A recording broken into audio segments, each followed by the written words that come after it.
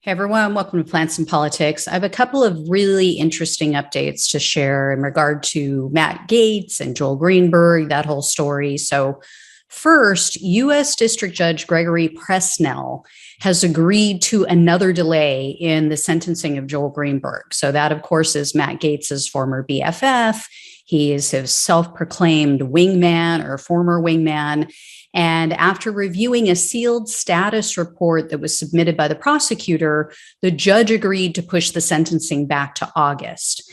So Greenberg, as you all likely know, pleaded guilty to 5 charges out of literally dozens that were levied against him. So he's facing up to 12 years in prison, and he pleaded guilty to some really serious crimes. But the charge that may involve Gaetz is, of course, the sex trafficking of a minor. And Greenberg has reportedly been cooperating with the feds in not just that investigation, but into numerous investigation of multiple Republican figures, in addition to Gaetz. In fact, Greenberg sentencing has been pushed back now 3 times to make it easier for him to work with the prosecutors and provide evidence. But Judge Presnell said in this week's hearing that the prosecutor has to file a status report by July 13th, an updated status report, and that barring, quote, compelling circumstances, this is it, that Greenberg will be sentenced in August. So tick fucking tock, gigantic cranium Gaetz. And for anyone who's upset that Greenberg hasn't been sentenced yet, just remember he's not walking around as a free man. He's been in jail. He broke the conditions of his bond, so they threw him back in jail, and that's where he's been ever since. So I think it's just easier for the prosecutor and his attorney to work with him in a local jail versus traveling to and from a federal prison. That's my thought, because of course, they don't want leaks, and so they don't want to have to send him things, documents or photos or whatever, evidence that they may be gathering. They don't want to send that via email or text message and have it intercepted somehow. So I think they're trying to do everything in person. And as far as I'm concerned, I don't care. If it takes years for Greenberg to be sentenced, if it means more Florida Republicans are going to go down with him, possibly even Roger Stone. I mean, he could get hit with charges for concealing the fact that he knew about this child trafficking and that he was trying to get Gaetz a preemptive pardon. That would be so worth it. And if Gaetz is arrested in August, that would be the best birthday present for me. So let's make it happen, DOJ. It's all about me. Anyway, that leads me to my next update, which is about Gaetz himself. Now, you guys may recall there was a man that was arrested for allegedly blackmailing Gaetz. He's actually pleaded guilty. He actually tried to blackmail Gaetz's father, who's very wealthy. And he tried to do that in exchange for making this sex trafficking investigation go away. He said, you give me the $25 million. I'm trying to rescue someone who was working on behalf of the U.S. government. I'm going to use that money in the rescue efforts. You give me that money. I can see what I can do with my contacts about making this investigation go away. Well, the Daily Beast is now reporting that Gaetz's version of the events differ in a couple of significant ways from the FBI report. Apparently, the Daily Beast was somehow able to snag a copy of an FBI report about their meeting with Gaetz and his father.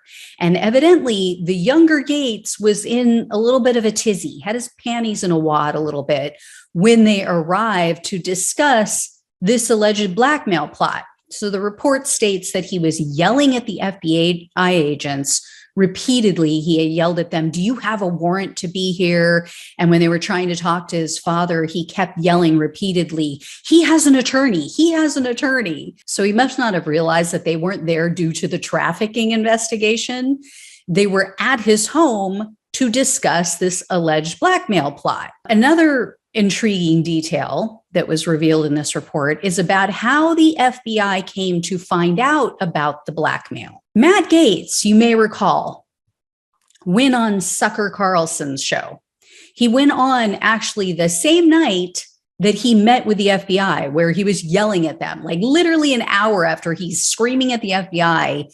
He goes on Sucker's show and he tells Sucker's audience that his father went to the FBI to report this alleged blackmail scheme. He said, and this is on camera, quote, "Our family was so troubled by that, we went to the local FBI."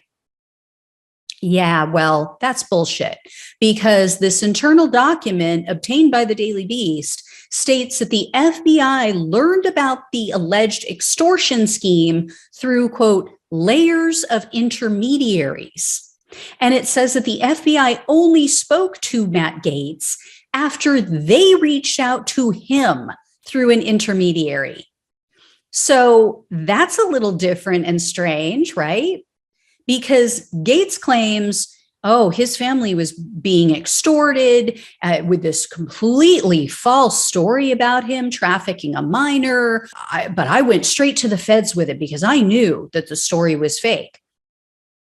But he didn't. He didn't go to the feds. They had to go to him. They had to approach him about it. That's totally normal, right? The document also showed that the investigation into Gaetz began in August of 2020, which just so happens to be the same month that Greenberg was indicted. And by the way, we all know that was when Trump toady Bill Barr was still in charge of the Department of Justice.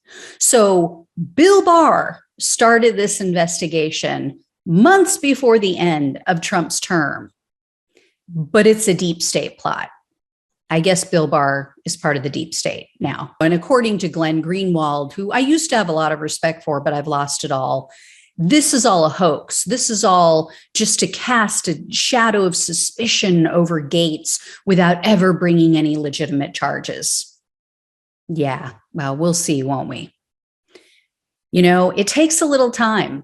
Takes time before you bring charges, and especially when things are so intertwined as they seem to be in this case. It seems like this Greenberg case just sprung all kinds of tentacles. Like it led in so many different directions, and all of these people are related and intertwined. And so you can't just go out and arrest one party without tipping off everybody else. So I have no doubt that something's going to happen with this. It may not be what we were hoping for. Maybe they'll get some cooperation from Gaetz. He really strikes me as the kind of person that would just completely flip on everybody, even his own mother. So we'll see. Anyway, guys, I'll keep you posted. Thanks so much for watching and listening. Take care. I'll talk with you soon.